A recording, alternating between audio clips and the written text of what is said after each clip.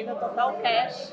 Hoje eu vou receber aqui um grande amigo, primeiramente, antes de qualquer coisa, Agostinho Lopes, sommelier, diretor da ABS Pernambuco e que foi aí meu mentor na volta dos vinhos, na volta ao trabalho dos vinhos. Obrigada por aceitar o convite. Quase uma intimação, assim, tipo, venha e participe, né? Antes de mais nada, acho que a amizade da gente pressupõe qualquer formalidade, né? É Então, verdade. para mim é uma honra. E qualquer desejo seu não é um pedido, é uma ordem. Oh, meu Deus! Gente, Agostinho, ele tem até um programa que fala sobre vinhos, né, Agostinho? Qual é a rádio? Me lembra? Na rádio CBN Caruaru, a gente tem um quadro vai ao ar 3 vezes por semana, né? Dentro do programa CBN Caruaru, pela manhã, segundas, quartas e sextas. Por isso essa voz, assim, de radialista, vocês vejam que a gente já está aqui como profissional. E para receber Agostinho, eu não podia escolher um vinho menos do que o Pedra Cancela 100% Touriga Nacional, safra 2014, ou seja, um vinho aí já com os seus 9 aninhos de idade. A gente colocou ele aqui num decanter para ele ir evoluindo, né? Exatamente, E aí a gente vai aqui trocar umas ideias sobre o mundo do vinho, sobre a educação no mundo do vinho. Vocês vejam que Agostinho ele foi meu cliente há alguns anos atrás. Com certeza. A gente não fala quanto para não divulgar a idade. Exatamente. É para não fazer outras revelações que verdade. A gente não deseja. Mas foi meu grande cliente, se tornou meu grande amigo.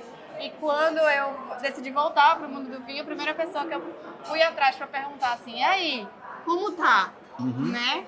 Foi Agostinho, porque é uma pessoa que tem um conhecimento muito grande, né, Agostinho? Me conta aí um pouquinho da tua história no mundo do vinho. Conta pra mim e pra todo mundo que tá assistindo.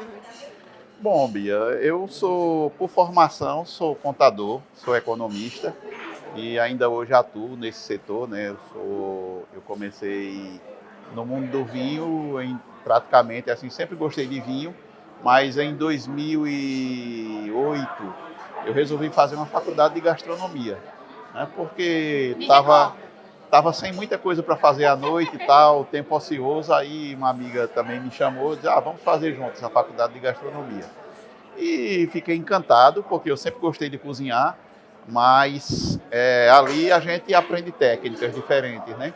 E também ali tive contato com o vinho, né, assim, de forma mais profissional, né? Eu lembro que o nosso professor incentivou tanto a turma que nós formamos uma confraria com os alunos, da turma de gastronomia. Então a gente saía da aula, nas aulas semanais, assim, uma vez por mês. Essa confraria ainda existe? Não existe mais. Durou até enquanto durou o curso, né? Mas aí a gente saía uma vez por mês, terminava as aulas 10 horas da noite, a gente ia para o prédio de um amigo, de um colega nosso, ficava ali ao redor da piscina, ao redor da churrasqueira. Cada um levava uma garrafa de vinho, preparávamos ali as comidas ali, e às vezes essas reuniões duravam até 3 horas da manhã. O vinho agrega, né? Exatamente. Aí depois foram chegando outras pessoas, chegamos inclusive já no ano de formatura a fazer um restaurante, fechamos um restaurante, a fazer um jantar harmonizado, onde estavam presentes 60 pessoas. Então foi o auge da nossa confraria, né? Bem interessante aí essa experiência. Que abriu minhas portas para o mundo do vinho e aí, daí por diante, depois fiz uma pós-graduação, fiz algumas escolas de formação que combinou com o curso da ABS e voltei para a faculdade onde eu me formei como professor de enologia, né? Na época eu ensinava também cozinha italiana e enologia. Então, é um prazer estar no mundo do vinho. A gente sempre estava lá com os vinhos para as aulas. Exatamente, né? com certeza. Qualquer evento que eu fazia, você estava junto como parceira, sempre. Bons Exatamente. Verdade, bons tempos. Isso. Maravilhoso. E aí, gente, eu trabalho com vinhos, vocês sabem, aí há 15 anos, nem parece, né? Mas o tempo voa. E no ano passado, eu fui convencida aí a fazer o curso da ABS, que estava faltando ali no currículo, Olha né? aí. Faltava ser sommelier real. Sempre estive na parte mais comercial, né? Sempre Exato. estive mais na área, no back, como a gente diz. E quando eu resolvi fazer o curso de sommelier ano passado pela ABS, Agostinho, diretor da ABS, a gente se reencontrou aí nesse curso. E aí muita gente me pergunta, sabe, Agostinho, Bia, quero trabalhar com vinho, quero seguir esse caminho, o que eu faço? Qual curso eu faço? Tem vários cursos no mercado hoje, eu acho que depois da pandemia a gente teve aí muita gente online também, né? Faça seu curso de vinho, vamos desmistificar o vinho, descomplicar. E muita gente me pergunta o caminho. E aí eu queria que você falasse um pouquinho sobre a ABS, como é que você está ali, não é só Agostinho, a gente tem aí Zé Roberto, que é um nome grande, Hermilo, né, que é o presidente hoje da ABS. A turma passada foi uma turma histórica, né? Sem dúvida, com certeza. A gente ficou muito tempo sem, né? Tem uma turma iniciando agora, acho que iniciou esse mês. Exatamente, esse mês a gente começa com mais uma turma que já está praticamente fechada. Então, assim, para as pessoas que querem entrar nesse caminho, o que você diria? Eu diria que é um caminho fascinante para começo de história, né? Muitas vezes, muita gente diz assim, eu não vou fazer um curso profissional porque eu não quero trabalhar com vinhos. Mas, gente, o curso, ele envolve você como amante do vinho, você vai aprender coisas ali que você acha que talvez nunca tivesse utilidade para você, mas no seu dia a dia vai agregar muito. Você vai saber comprar melhor, você vai saber servir melhor o vinho, você vai saber como harmonizar aquele vinho que você está servindo com a comida correta, você vai conhecer mais dos países, saber quais são as uvas típicas de cada país, qual é a influência das condições climáticas, das condições... Geografia, história, né? Sem dúvida nenhuma, né? Eu acho que a gente pode contar a história da humanidade sobre diversos aspectos. E um dos aspectos é também a comida e a bebida, tá? Especialmente o vinho, que é uma bebida que vem desde os primórdios da humanidade. Então, o curso agrega conhecimento, o curso é muito interessante e tem um pequeno segredo, né, que acho que você vai concordar comigo. Eu costumo dizer que quem sabe muito sobre vinho ainda não sabe nada, porque é um universo de conhecimento que não tem fim, infinito. E você é obrigado, entre aspas, né? Você é incentivado a estudar mais, a saber mais.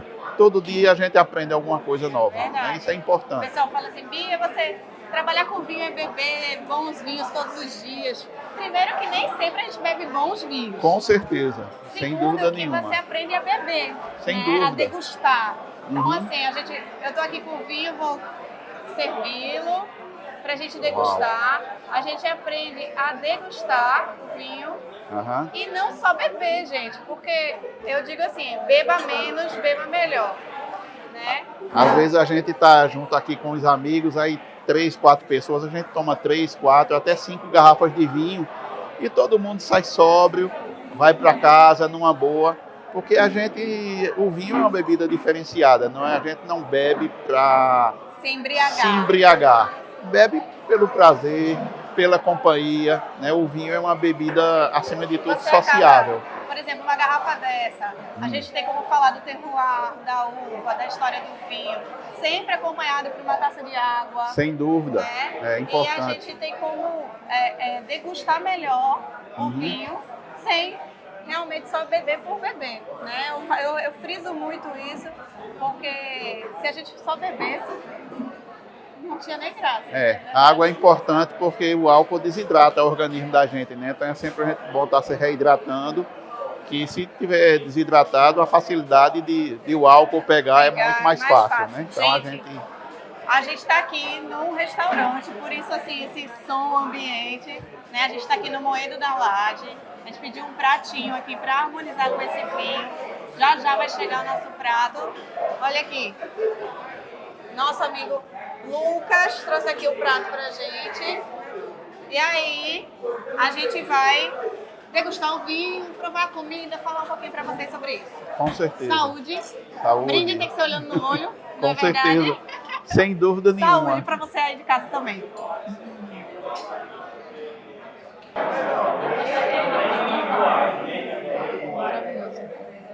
Que vinho. Que vinho. Que vinho.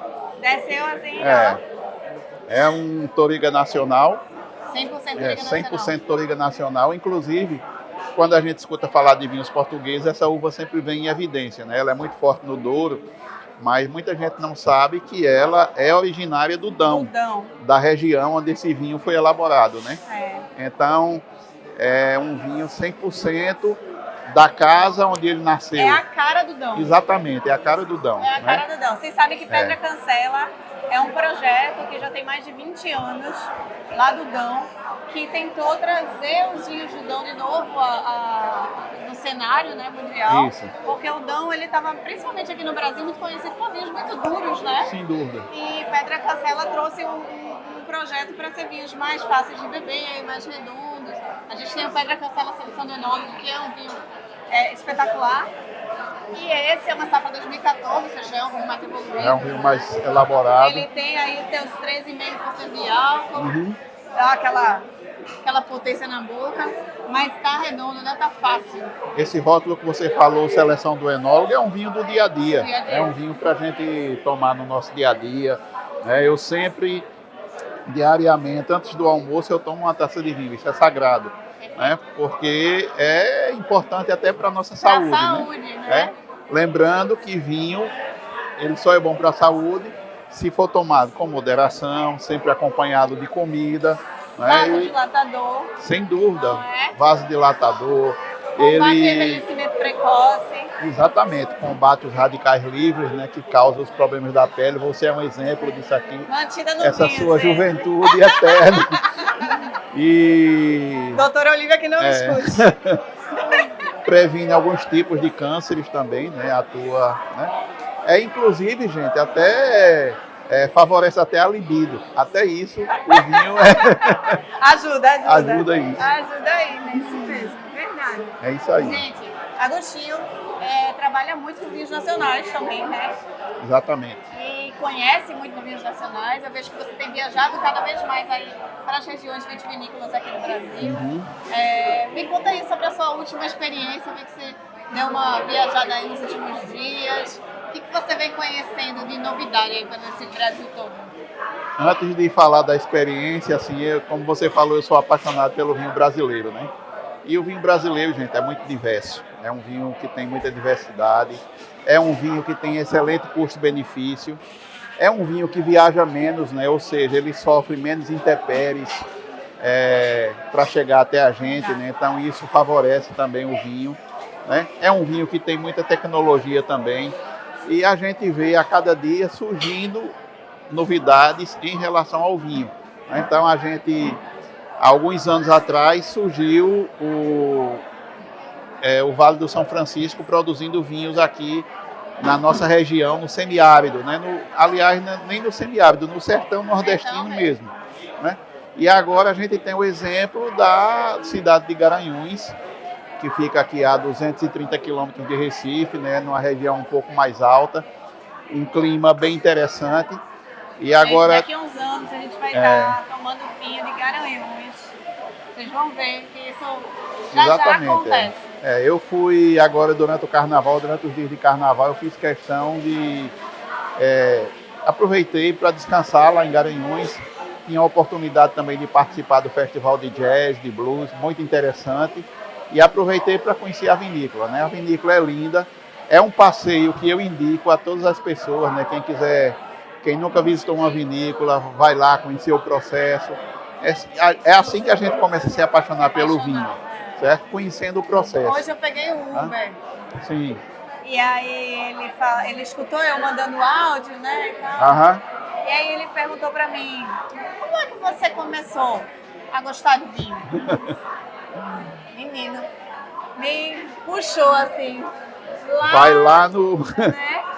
Assim, quem começou a me ensinar a gostar de vinho foi meu pai, sem dúvidas. Mas eu morei na Austrália, né?